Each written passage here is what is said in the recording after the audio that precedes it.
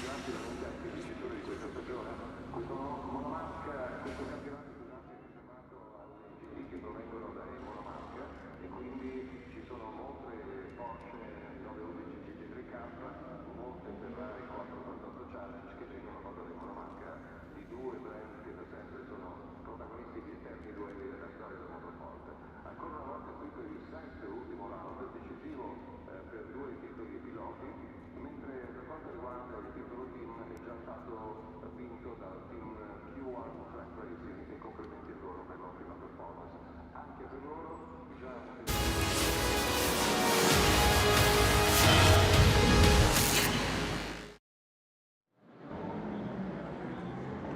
Well, good afternoon, everybody. Welcome back to the GT Cup Europe here for qualifying. We're about to get underway for the final dance of this season's campaign. And as we look ahead, obviously, damp conditions are starting to unfold. The rain hasn't really come down too heavily so far, but we saw traces of it in the middle sector when we went qualifying in the International GT Open earlier on. The wipers, though, are on display, even on the Cup cars now, as we watch them come through turns 1 and 2. So there may be some minor effects of rain here in the early stages of qualifying. They'll be hoping, I'm sure, in some cases it doesn't get too severe, given the case that obviously they'll want to try and march out their OP lap times. Obviously, all the conversation has been around Ivan Velasco so far in a pursuit for a GT Cup Open title. He has got Luka Ludwig alongside him, as always, for this campaign, but Ludwig trying to balance two different championships through the course of the weekend, with Mario Grumt, the team boss at Mertel Motorsport, trying his damnedest to ensure that this goes off without a hitch. A lot on the line here this time around, not forgetting several other drivers also in the fray, with Nicolas Salen, Stinas Longin, Matteo Lavisi and Federico Al Rifai. We're going to be bringing you two qualifying sessions through the course of the weekend and two races to decide how this championship is going to unfold. But Velasco currently sitting pretty on top on 93 points, along with Luka Ludwig. It's going to be an incredible fight, no less. It's going to transpire, I'm sure, around Monza. George Morgan here in the commentary box alongside me, Chris Stevens. And Chris, slight deluge, but nothing too hairy for this moment anyway. Yes, and sadly not unfamiliar to the drivers out there. They've had one dry practice session all week, and that was yesterday afternoon, and it has been a very difficult weekend in terms of the weather, and the Michelin wet tyres have been very much the order of the weekend. Session is unsurprisingly declared wet, so they will be on the wet tyres for this session.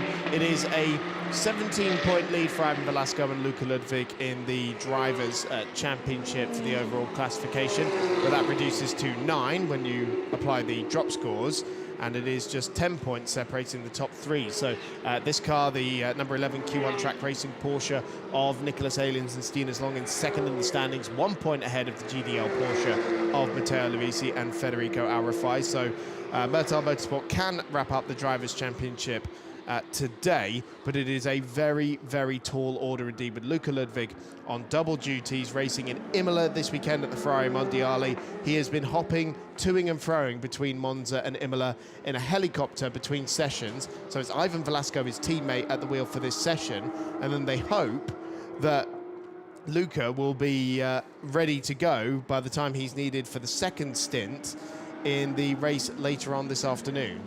Now that is it's the last race of the day here, and we are running a little bit behind schedule, so that actually might work out in their favour. But it's what a tall order that the Mertel team have put on for Luka Ludwig, as he's representing them at the Ferrari Mondiale and trying to round up their Ferrari Challenge campaign in style with Ludwig. This is the car that is third in the standings, the GDL Porsche. That and the Q1 car, multiple race winners so far this year in the AM Championship as well. It is still up for grabs, but it would take a miracle for Nico van Dierendonk to deny Dieter Reps and Leandro Martins a maiden AM Championship this weekend. And for the Teams Championship, that has already been settled in the favour of the Belgian outfit Q1 Track Racing for the 4th year in a row. Yeah, Nicolas van Dierendonk, of course, flying solo this weekend. No Bogdan Duma alongside him. Let's talk about the times from the private test and free practice.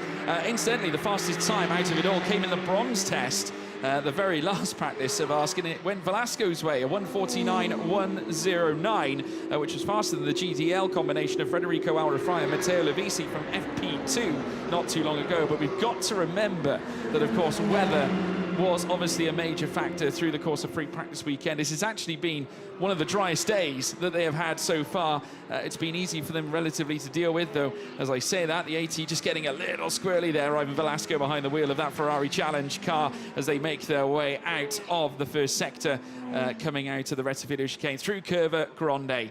All to play for. We come here to Monza, of course, a track that isn't necessarily the grand finale location on the GT Cup Open calendar. Generally, we would be at Monza, but that, of course, was our penultimate round. We're here this time at the Temple of Speed, opened back in 1922 and designed by Alfredo Roselli. It leads us round a 5.793 kilometre circuit. That's 3.6 miles. And that is exactly what the drivers will have to juggle around. And obviously, if Velasco can win this, and if Murtel Motorsport can triumph with him behind the wheel, then that will be a great result for Ferrari, who also went ahead to win the Italian Grand Prix earlier this year.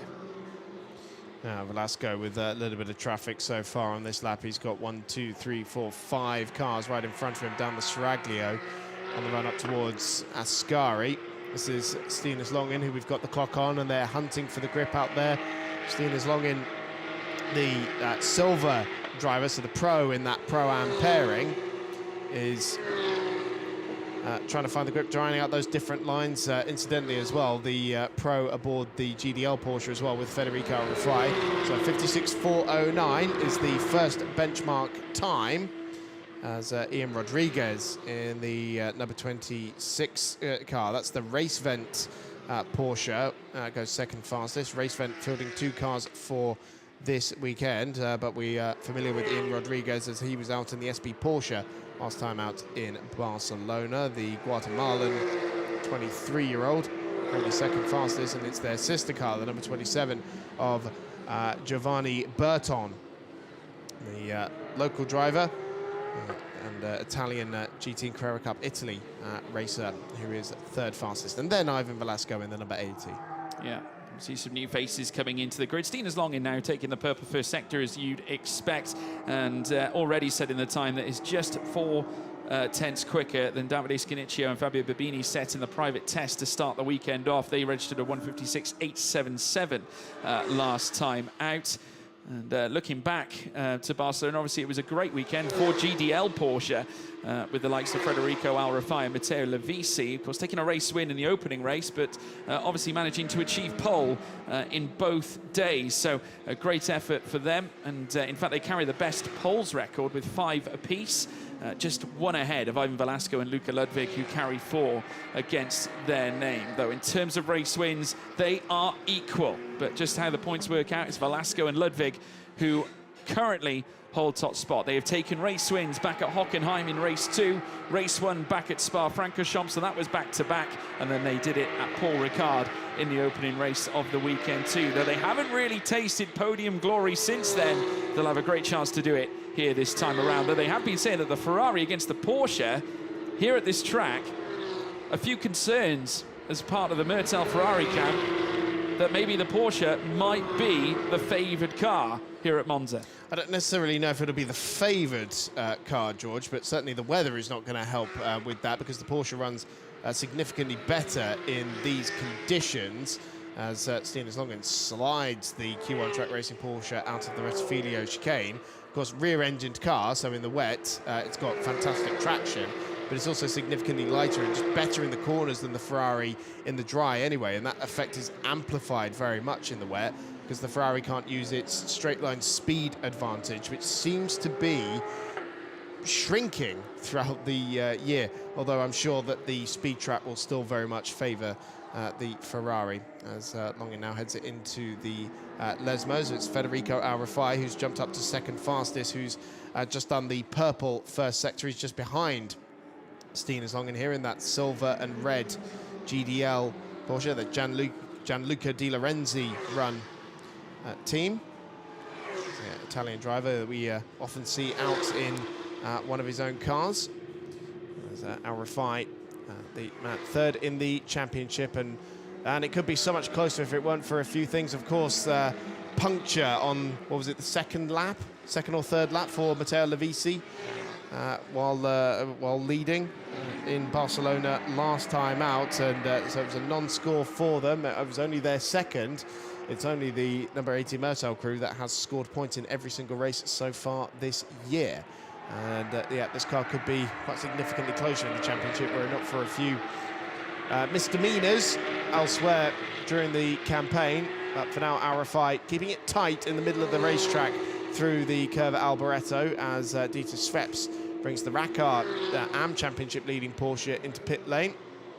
And RFI didn't improve, or he did, sorry, but it wasn't an improvement in position. Still half a second back from Stina's Longin. Yeah, also looking for the dry lines. We saw a few movements heading down Seraglio Straight coming into the Ascari chicane. RFI, of course, former Saudi F4, reigning Saudi F4 champion coming into this year.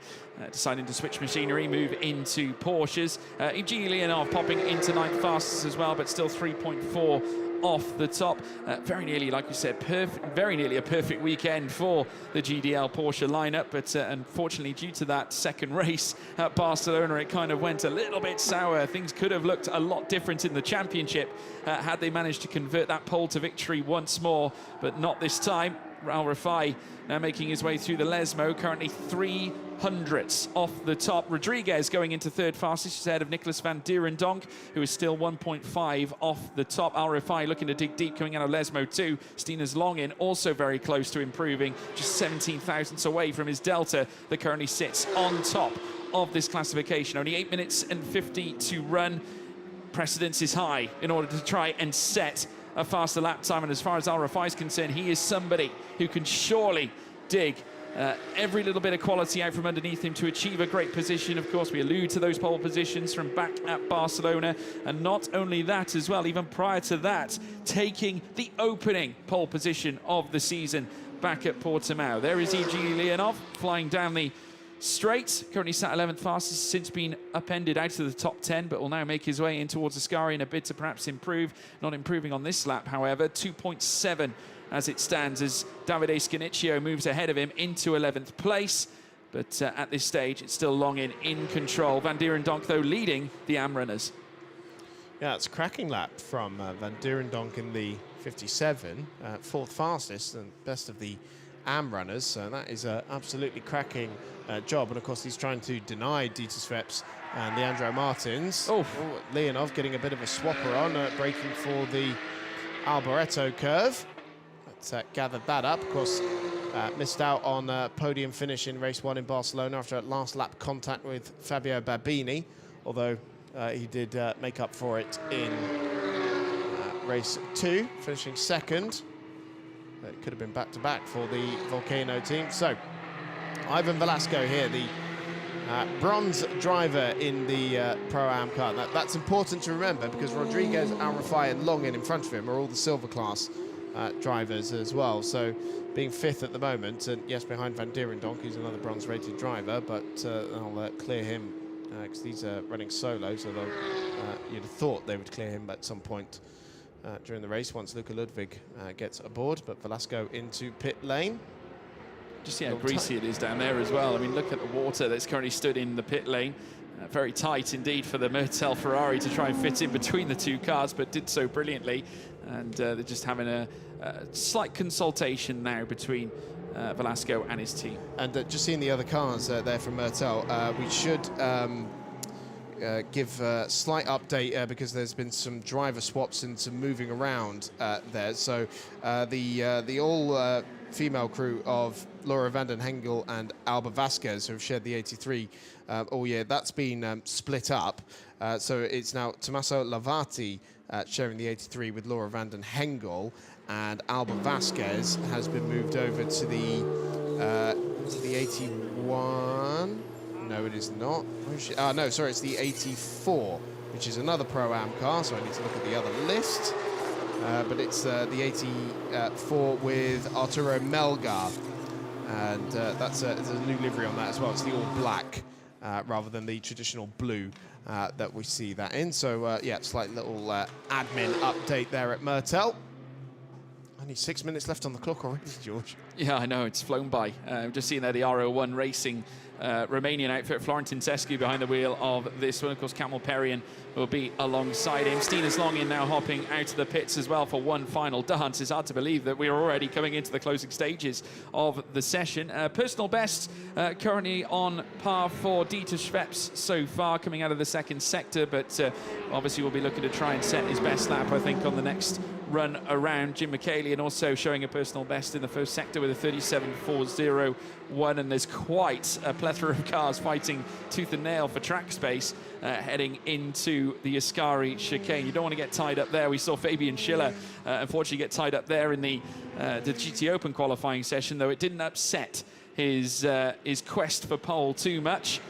We'll have to see whether the GT Cup cars will encounter the same issues, but seemingly they're just organising themselves now as they look to commence yet another lap around this circuit. 4 minutes and 40 still to go. Sector times lighting up once more. Laura van den Hengel going green once more in sector 1 with a 36.863. Jim McKaylee also on an improvement as well. Nicholas van Dierendonck has gone 36.044 in the first sector, so also looking to improve on that 157.741 that he set more recently. More blue flags being waved as once more there is more dodging and weaving as we see now the 007 of Jahid Faisal Karim entering into turn 1. Yeah, Street Art back with us in the Franken Ferrari, as we called it in Paul Ricard, and I do believe that car is still running some of the non-Evo parts bodywork on the 007 car. Lamborghini Super Trofeo machinery back out with us as well. Luciano Privitello. Currently circling at the back of the field, but nonetheless the V10 will be a crowd pleaser. So Stinas Longin still fastest and has just done a purple middle sector on his out lap, which is quite impressive. So he starts the flying lap now, and he's already got pace in that car. So I imagine a fresh set of Michelin wet tyres on that Q1 track racing car.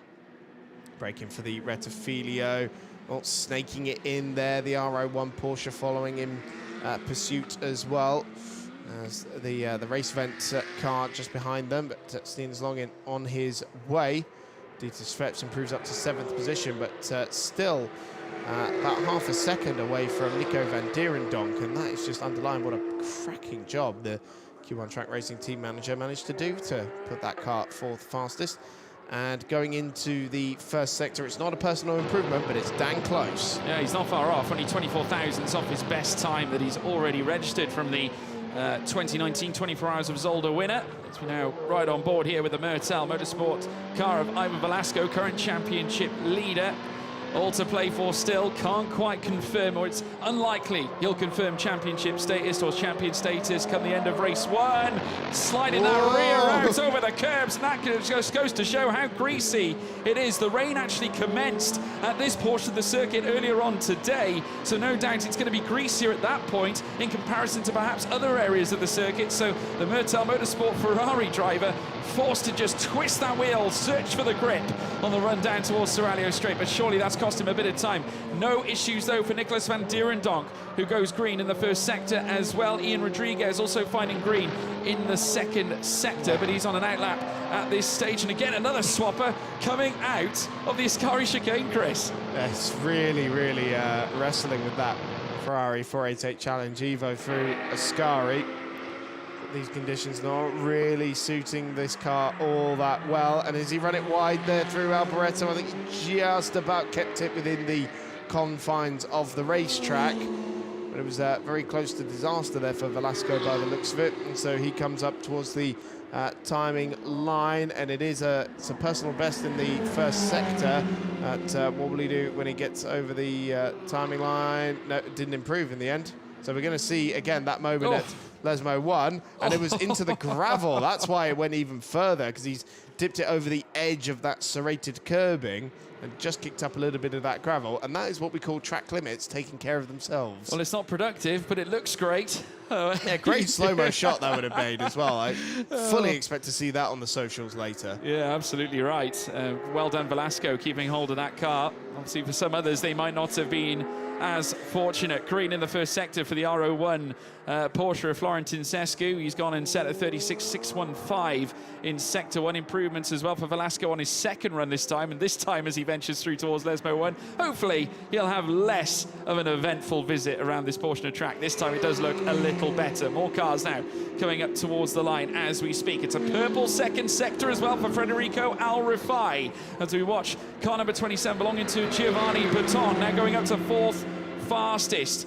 Great effort unseating Nicholas van Dierendonck. Ian Rodriguez also with a personal best in that middle sector. His first sector was fantastic. He was 89 thousandths better than Steeners Longin coming through that portion of track. Now Federico Al Rifai, we need to see whether he can finish this fast run off in a good fashion. There's the 43. We're looking out for the 67. Checkered flag has come out. Ian Rodriguez still on an improver as we now watch the cars make their way around the final corner. This is the R01 Porsche 21 of Florentin Sescu. Al Rifai comes across the line and goes second fastest. Registers a personal best in the third sector, but he will not take pole this time. Steeners Longin takes the checkered flag with a purple third sector. Wow. That's a 156. 1, 2, 3. Ian Rodriguez only enough for third fastest. As he crosses the line, he steals the purple third sector, but again, not enough for pole. It looks like it's going Steeners Longin's way. Still a few improvements further out the track. It looks like Giovanni Berton has gone green in the first sector so far. Green for Johannes Zelga outside the top 10. He's managed to set a 41.351. It won't trouble the top end, but as it looks right now, Steeners Longin and Nicholas Salins chasing a first pole this season. That's quite extraordinary to say, isn't it, really, for Steeners Longin, who's been, of course, a very rapid driver throughout the year, and that is just what the doctor ordered in terms of trying to keep the championship alive. Velasco going from 6th position in the championship leading car, but both his rivals starting on the front row of the grid. Yeah, phenomenal effort. Here comes Giovanni Berton as well, number 27 Porsche whipping out of the final corner, now out of the Curva Alboreto. Personal best in the first and second sector. Can he topple Rodriguez? Can he get close? No. Gets a little closer, but not close enough. He's within a second anyway. 9.5 tenths approximately away, but fourth fastest. He'll be on the second row on the rolling start that we undertake later on this afternoon. Van Dierendonck, highest placed AM as well, 1.4 off the top. But it is going to be the Q1 track racing lineup of Steeners Longin and also teammate Nicholas Salins, who will be looking to take this from lights to flag later on this afternoon with a championship that could be in the offing through the course of the weekend. And pole position for the other Q1 track racing car, so it's double pole position for the Belgian outfit, having just won the team's championship, 5th position overall. Yeah, let's take you through the final classification from Q1. Steeners Longin on pole position with a 156.123 for Q1 track racing. And it's another Porsche alongside him. It's Federico Al Rifai, this time though for GDL, a 156.497. Ian Rodriguez third with Giovanni Berton in fourth. Nicholas van Dierendonck fifth. Ivan Velasco in sixth. Dieter Schweppes in seventh. Jorge Cabezas in eighth with Eduardo Bugan in ninth place with Glauco Solieri in 10th place. In that 159.089. Evgeny Leonov 11th, Lauren van der Velde then in behind, Davide Scanaccio 13th, Florentin Sescu for R01 in 14th, Johannes Selga 15th, Laura van den Hengel in 16th, Alba Vasquez Redondo in 17th, Stephen Licorice 18th place with Chen in 19th, Jahid Faisal Karim in 20th place. Jim McCallion will of course finish in 21st, Luciano Privitello in 22nd spot. So that is pretty much all she wrote. Phenomenal effort for Steeners Longin, Chris. Finally getting that long-awaited pole position. It's come at the final round on the penultimate race of the championship. Well, should I say the penultimate qualifying session of the championship leading up to the penultimate race of the championship. But it never comes too late. No, absolutely not, and should be very interesting to see how that goes about, because the 80 will have its quick driver in for the second half of the race. It should be very interesting to see. Yeah, and make sure you join us this afternoon for the race. That's all for now from Monza.